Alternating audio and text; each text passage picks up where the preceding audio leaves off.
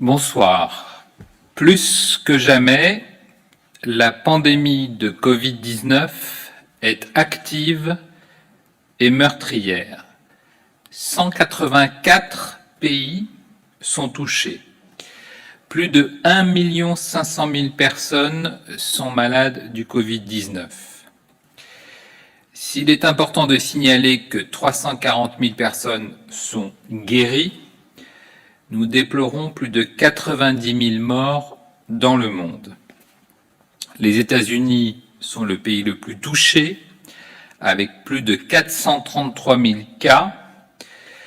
L'Europe reste l'épicentre de la pandémie, avec 725 000 cas et plus de 60 000 morts.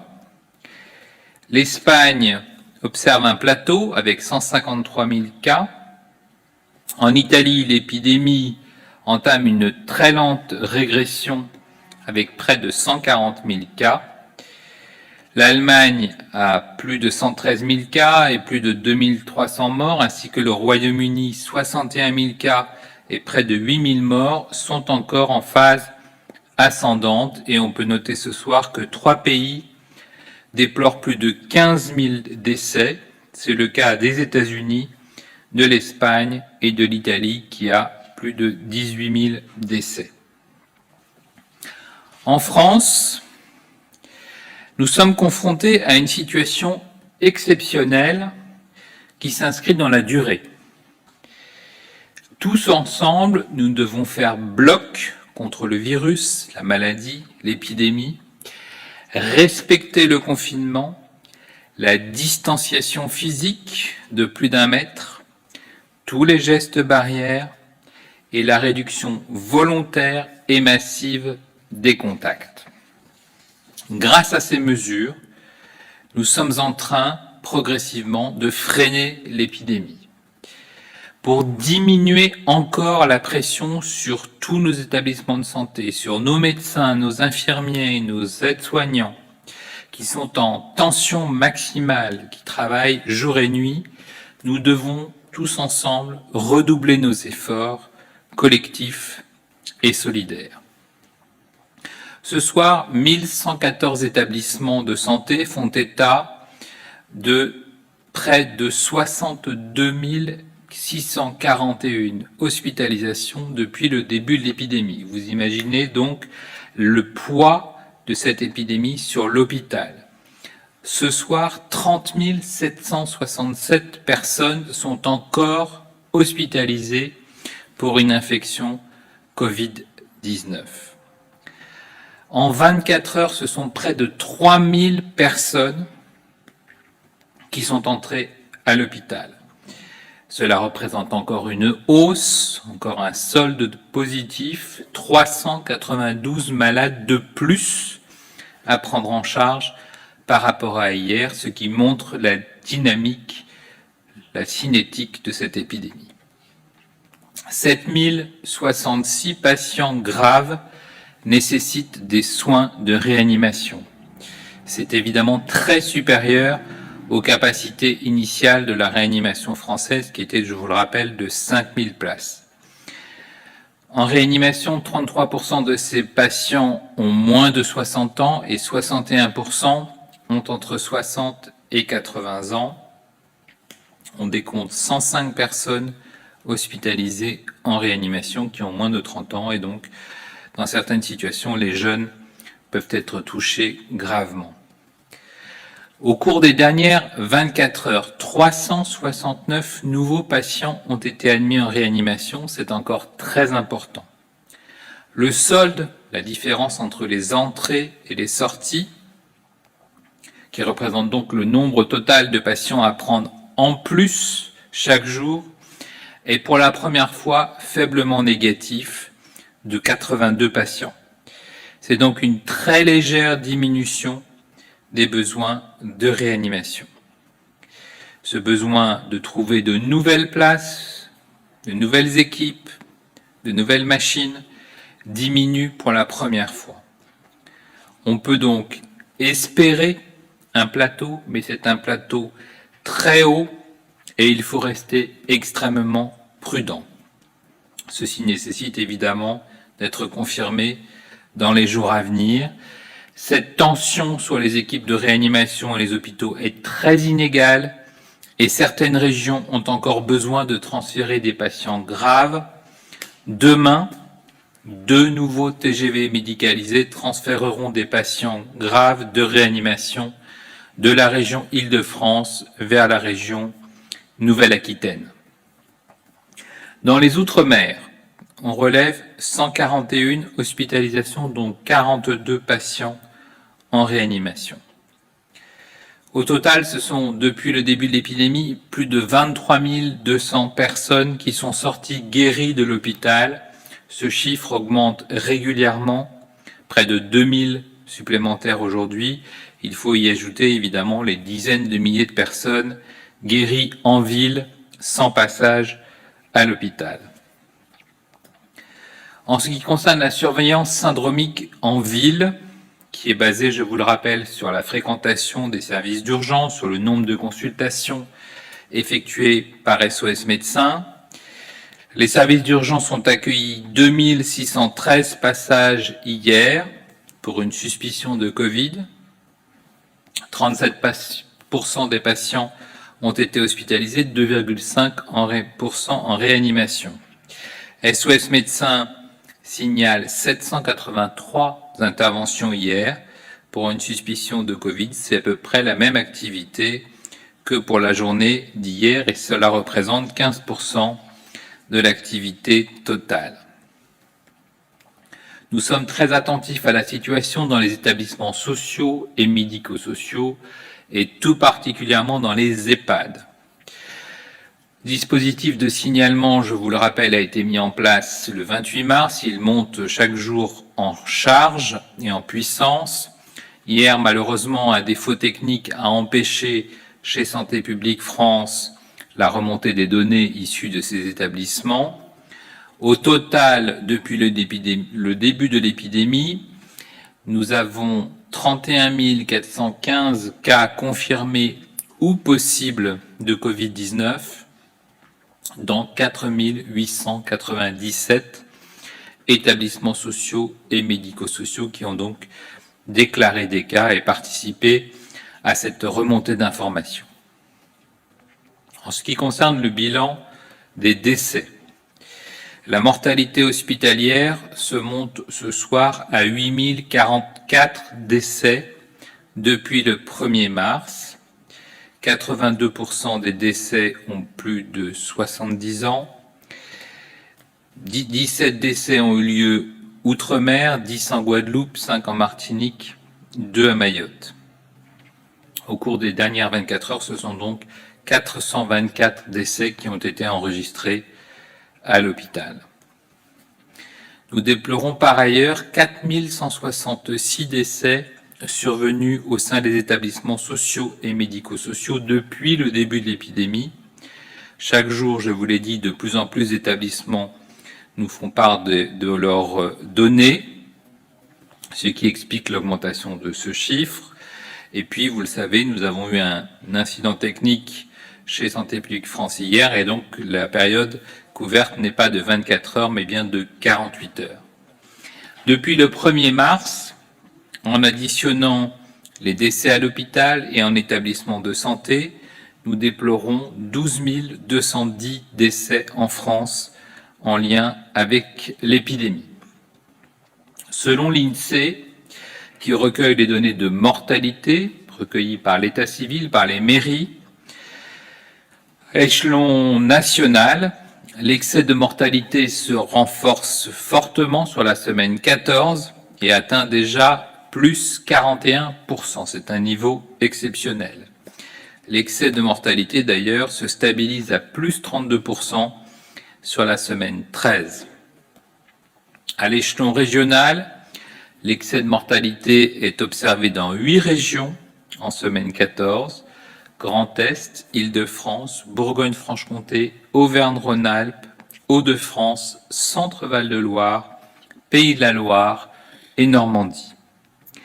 À l'échelon départemental, 36 départements présentent un excès de mortalité en semaine 14, dont 7 présentent un niveau d'excès exceptionnelles, le Haut-Rhin, la Moselle, Paris, la Seine-Saint-Denis, les Hauts-de-Seine, le Val-de-Marne et le Val-d'Oise.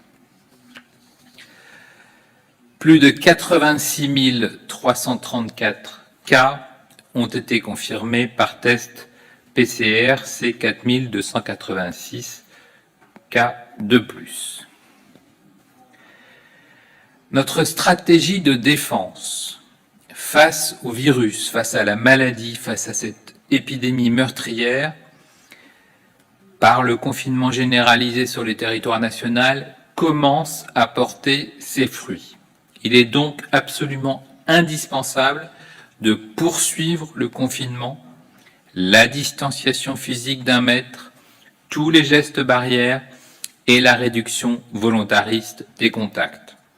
Ce n'est qu'ensemble que nous vaincrons cette épidémie. Rester à la maison, c'est agir contre le virus, c'est sauver des vies.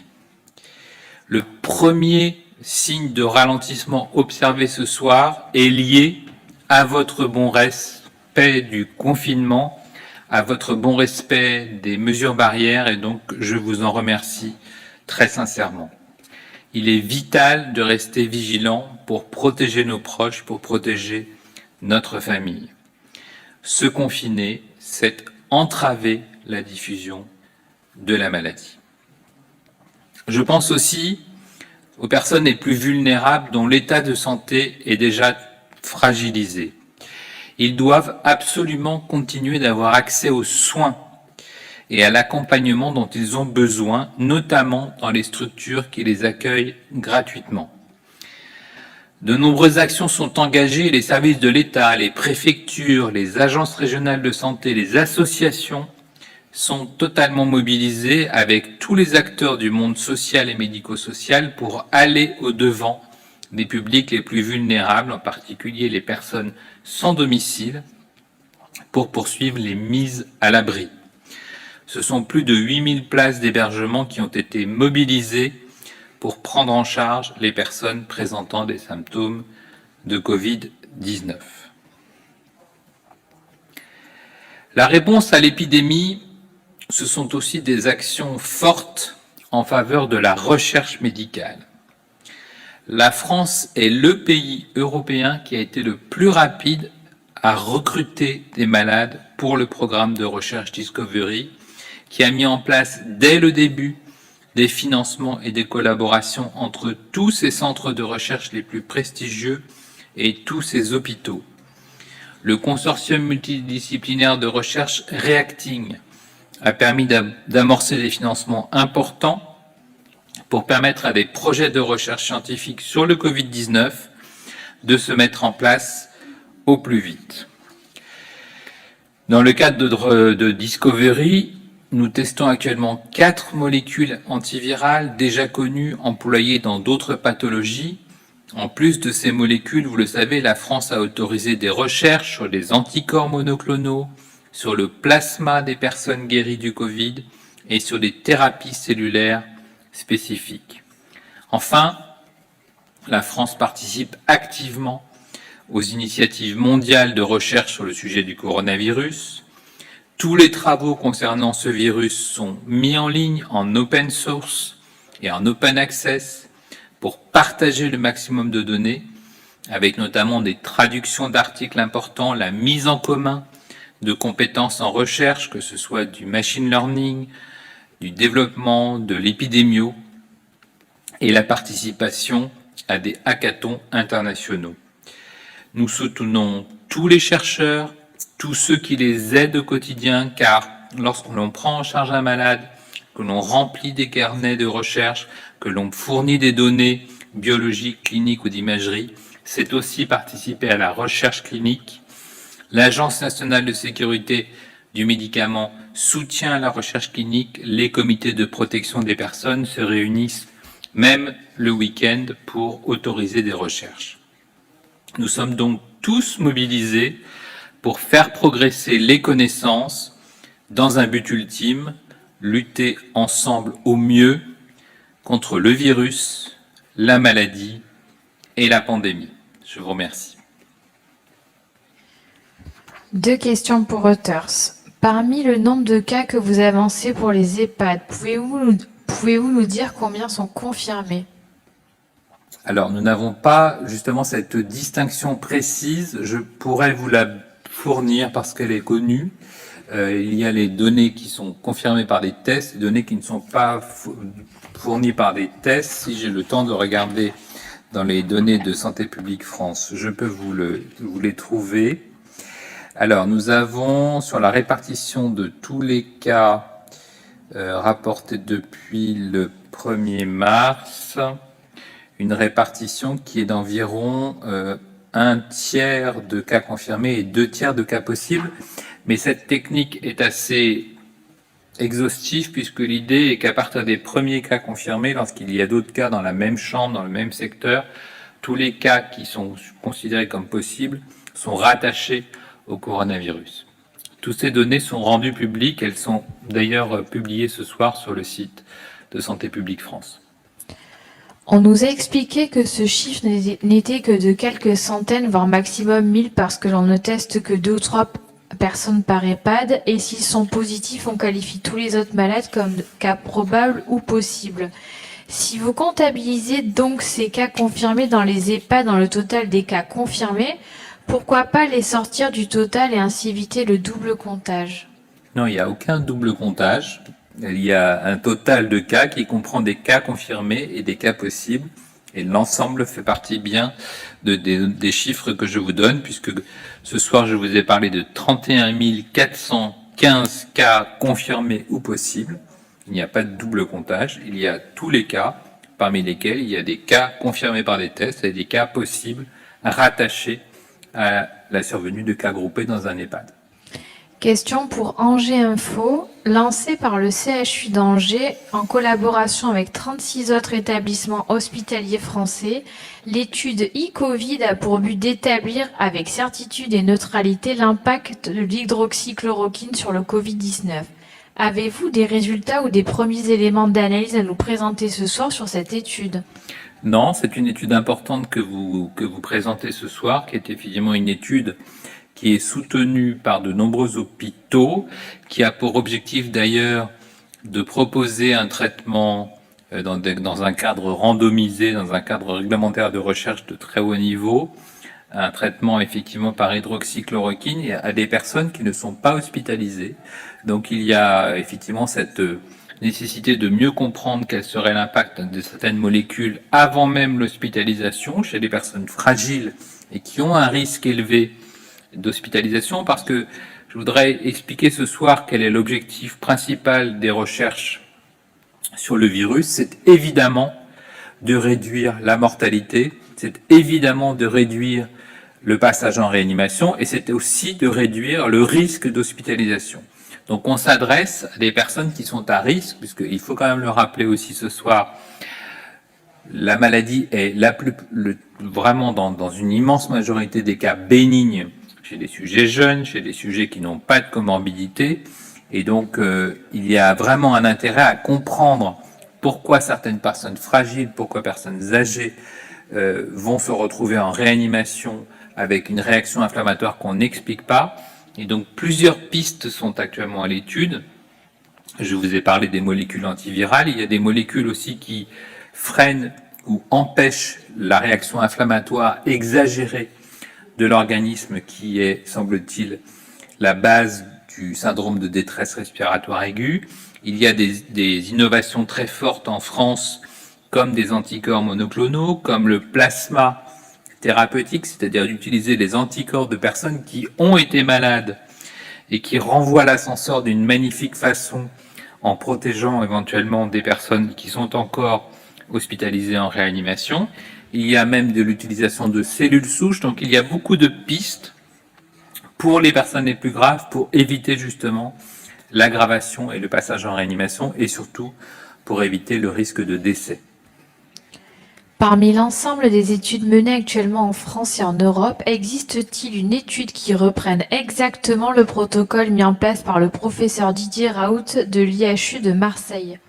Alors, le professeur Raoult propose plusieurs pistes. Il propose des pistes avec hydroxychloroquine ou avec hydroxychloroquine associée à un antibiotique. Cette proposition d'ailleurs est reprise dans de nombreux bras de protocoles internationaux ou de protocoles français. Et donc, nous aurons, à l'issue de ces essais thérapeutiques bien menés, des résultats positifs ou négatifs. Nous espérons tous évidemment des résultats positifs. Nous attendons tous une molécule qui a un impact, mais les Français ont bien compris que la recherche devait être menée de façon rigoureuse pour donner des résultats définitifs sur l'efficacité, l'innocuité et les bénéfices, risques de chaque attitude thérapeutique et les indications de ces traitements, soit en ville, soit à l'hôpital et en fonction du contexte particulier de certains malades. Une question pour Wall Street Journal. Fin mars, les autorités sanitaires françaises ont préconisé l'usage de l'hydroxychloroquine pour les personnes atteintes de Covid-19 et hospitalisées, plutôt dans un état grave. Pour sa part, le professeur Raoult a recommandé un usage plus précoce de ce médicament, expliquant que quand les patients sont dans un état grave, la molécule n'est plus efficace. Êtes-vous en train de réviser vos recommandations pour éventuellement autoriser une plus large utilisation de ce médicament? Non, nous ne révisons pas nos recommandations, nous encourageons le plus possible tous les protocoles de recherche. Nous avons vraiment, je crois, mis en place une procédure dite de fast track, c'est-à-dire de procédure accélérée pour toutes les personnes qui souhaitent faire des protocoles. Ça peut être même des protocoles en ville, ça peut être des liens entre des médecins de ville et des médecins hospitaliers. Tout est possible, tout doit être fait pour faciliter la recherche, mais nous en sommes encore à un stade où nous avons besoin d'acquérir des connaissances scientifiques, et quand les connaissances scientifiques seront solides, que ce soit en France, en Europe ou aux États-Unis, il y aura évidemment des recommandations thérapeutiques. C'est le cas, c'est une attente internationale. Une question pour CNN. Où en sommes-nous de l'homologation des tests sérologiques? Quand la production industrielle pourrait-elle commencer? Alors la production industrielle a commencé. Vous savez que de très nombreux laboratoires proposent différents tests sérologiques. La responsabilité des autorités françaises et européennes, c'est d'homologuer ces tests, puisqu'on va tester leur fiabilité, leur sensibilité, leur spécificité. Ça veut dire quoi? Je vais donner deux exemples que les Françaises et les Français vont très bien comprendre. On va voir si ce test détecte la maladie sur des échantillons de sang anciens, 2017-2018. Tous ces tests doivent être négatifs puisque le virus n'existait pas à cette époque. Inversement, on va prendre des malades qui ont été objectivement malades avec un test positif, un test de recherche virale positif, qui ont été hospitalisés, qui ont été en réanimation, qui ont fait une infection grave, et 2 ou 3 semaines plus tard, on va utiliser leur échantillon sanguin pour savoir si oui ou non ils ont des anticorps. Ces malades doivent avoir des anticorps. Et donc ces tests vont être testés justement pour voir leur capacité à bien détecter des patients négatifs et leur capacité à bien détecter des patients positifs.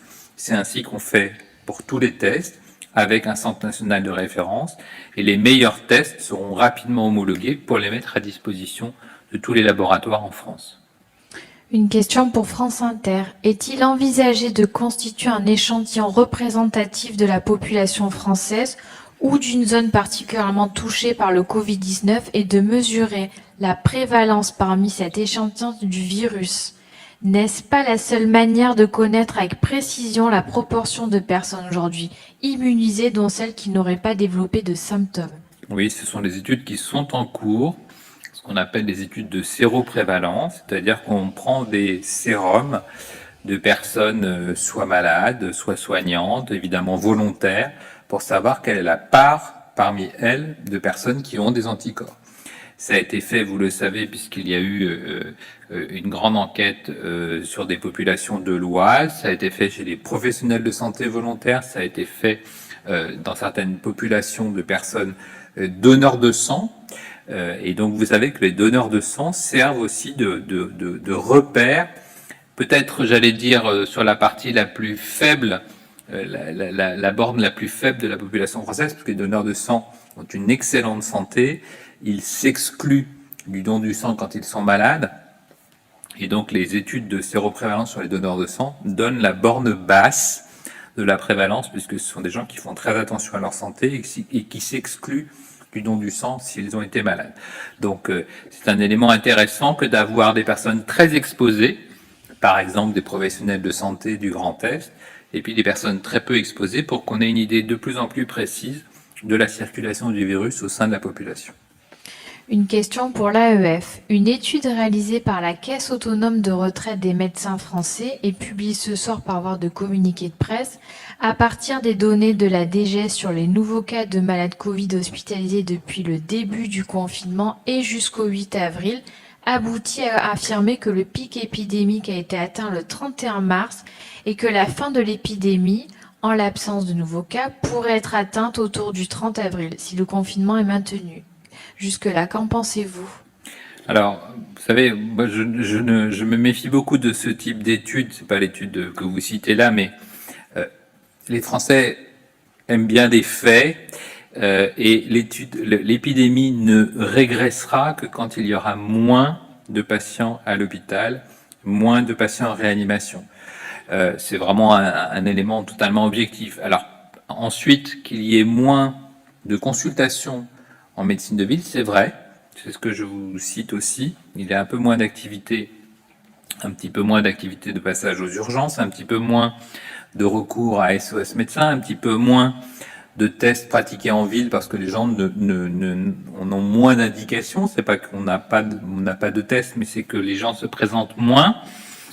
Et donc ça, ce sont des signes de ralentissement de la demande. Mais aujourd'hui, sur nos critères majeurs, qui sont, je vous le rappelle, de soulager l'hôpital, de soulager nos équipes en réanimation, nous sommes au plus haut.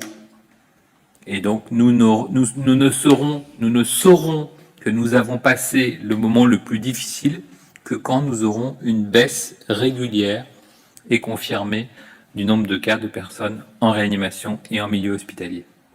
Une question pour Hospimedia. La nouvelle stratégie de dépistage massif en EHPAD est-elle déjà appliquée, Combien d'établissements en ont déjà bénéficié?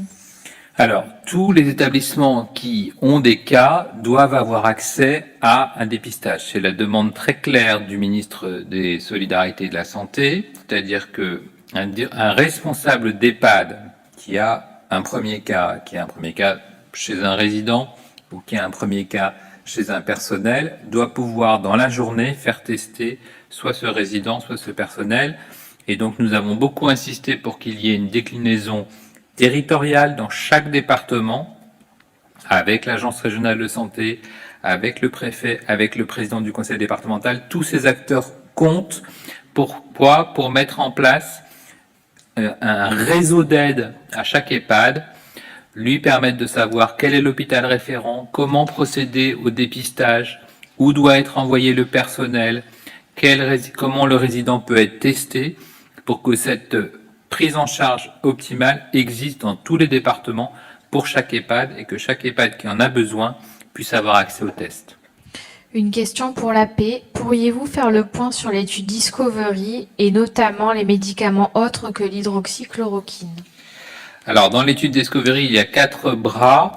Je n'ai pas les bras en détail, mais effectivement, il y a plusieurs antiviraux et plusieurs antirétroviraux qui sont testés avec différentes associations. Il y a un bras classique de soins traditionnels, sans nouvelles molécules.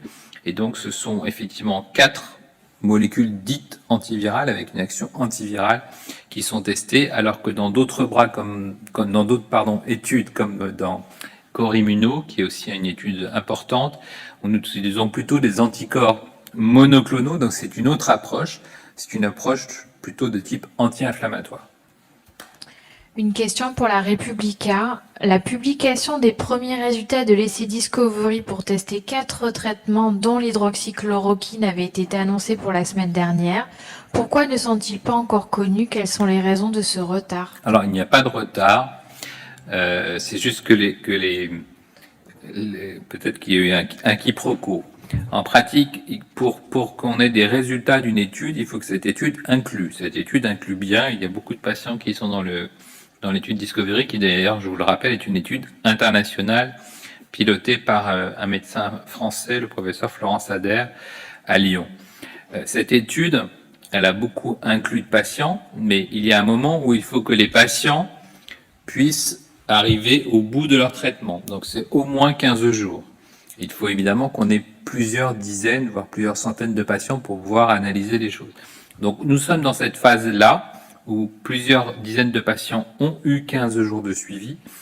Toutes les données sont en cours de recueil, c'est ce qu'on est en train de faire actuellement, et toutes ces données sont présentées à un comité de suivi qui va dire si oui ou non il faut arrêter ou poursuivre les bras, et si oui ou non il y a un résultat qui sort. Par contre, je voudrais dire ce soir aux Françaises et aux Français qu'un résultat intermédiaire ne veut pas dire grand-chose et peut être décevant. Ce qui veut dire quoi? Ce qui veut dire que peut-être que la semaine prochaine, le comité qui va étudier toutes les données disponibles pourra peut-être dire qu'il n'y a pas d'effet observé. Ça ne veut pas dire qu'il n'y en aura pas, mais au bout de 100 patients ou au bout de 15 jours, on n'arrive pas à déterminer un avantage particulier d'un traitement par rapport à un autre. Donc on ne peut pas tirer de conclusion définitive. Donc c'est un premier test, c'est une première analyse de ce qu'on a comme données, mais parfois c'est décevant. Une question pour CNews. Comment s'organise le retour des malades transférés dans leur région d'origine ou à l'étranger?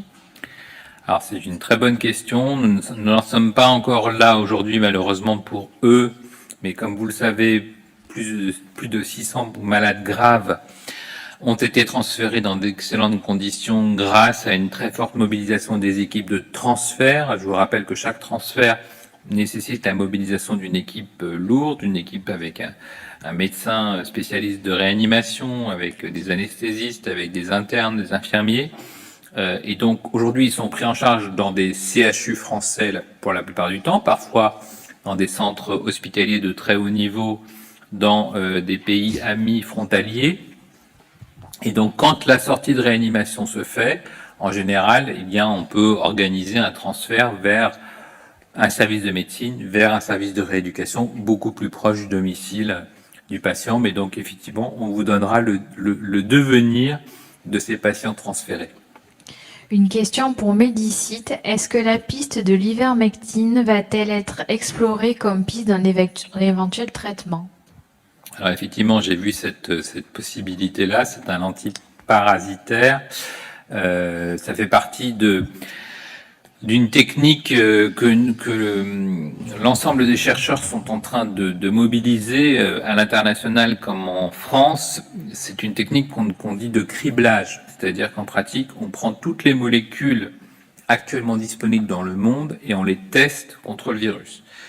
Malheureusement, ce sont des techniques, alors d'abord très lourdes, très longues, mais surtout qui sont encore très préliminaires parce qu'on regarde juste si le virus est gêné par telle ou telle molécule. Mais c'est des résultats qui sont encore très in vitro, comme on dit, et qui n'ont pas grand-chose à voir avec l'efficacité chez l'humain. Et donc, c'est une première indication qui peut orienter des cliniciens vers une molécule ou vers une autre en disant s'il y a des résultats intéressants de cette étude in vitro, ne faut-il pas tester en réalité chez l'homme cette molécule? Donc ça fait partie de la réflexion, mais il y a beaucoup de molécules qui sont concernées par cette réflexion et on peut vraiment saluer une mobilisation totalement internationale de la communauté scientifique. Une question pour VL Média. Quelles sont les principales séquelles d'une prise en charge prolongée en réanimation? Le Covid-19 les aggrave-t-elle? Alors, ce qu'il faut noter, et ça sera dans le bulletin de Santé publique France, c'est que les personnes qui sont en réanimation sont majoritairement des personnes qui ont des comorbidités, des pathologies cardiaques, un diabète, des pathologies respiratoires et pulmonaires. Ça, c'est un fait observé. Par définition, on le sait, tout séjour hospitalier, tout séjour en réanimation chez des patients qui ont une atteinte chronique, en général, aggrave cette pathologie, nécessite des soins complémentaires et un rééquilibrage, une rééquilibration du traitement. Et donc, nous avons besoin de suivre ces patients, les réanimateurs les suivent de façon très étroite, et évidemment, les suites peuvent être plus longues, plus complexes, nécessiter des hospitalisations plus longues, de la réadaptation cardiaque, de la réadaptation respiratoire, voire même de la rééducation motrice, parce que être longtemps en réanimation, on n'arrive plus à marcher, parce qu'on a désappris à marcher, parce qu'on a perdu beaucoup de muscles. Donc tout ça fait qu'on a des soins lourds, qu'on a besoin de kinés, qu'on a besoin d'infirmiers, qu'on a besoin d'un temps important avant de rentrer à domicile. Toute cette prise en charge va être désormais possible dans tous les centres hospitaliers. Il y a une forte mobilisation aussi des autres services. Et j'en profite aussi pour dire, puisque vous me parlez des personnes qui ont des pathologies chroniques, pour rappeler ce soir que toutes ces personnes doivent absolument être suivies, ne pas rester confinées chez elles si elles ont des examens importants à faire, si elles ont un médecin spécialiste à consulter, si elles avaient prévu de faire un bilan, si elles sont attendues dans un service hospitalier. Nous leur conseillons vraiment de contacter leur médecin, d'appeler le service pour savoir si un bilan doit être fait, parce que le pire serait que ces personnes restent à domicile sans être suivies, sans le bilan prescrit, sans avoir accès aux examens ou aux traitements nécessaires, parce que nous ne voulons pas justement de dégradation de ces personnes qui ont besoin d'un suivi régulier et qui doivent aller à leur rendez-vous, surtout si c'est des rendez-vous importants de prise en charge pour leur pathologie. Une question pour l'APM. En partant du principe que les tests sérologiques seront bientôt disponibles en France, quelle est votre opinion sur le concept de certificat d'immunité proposé par certains élus ? Alors, il n'existe pas de certificat d'immunité jusqu'à aujourd'hui, donc c'est pas un concept que nous utilisons en France. Mais par contre, ce qui est important, je pense, pour l'individu, c'est effectivement que quelqu'un qui a été malade, que quelqu'un qui est soignant, par exemple, puisse avoir accès à ce test pour savoir si effectivement il est immunisé. Donc ça, c'est une démarche individuelle, mais nous ne sommes pas aujourd'hui dans une stratégie collective de distribution de certificats. C'était la dernière question, je vous remercie. Merci à vous.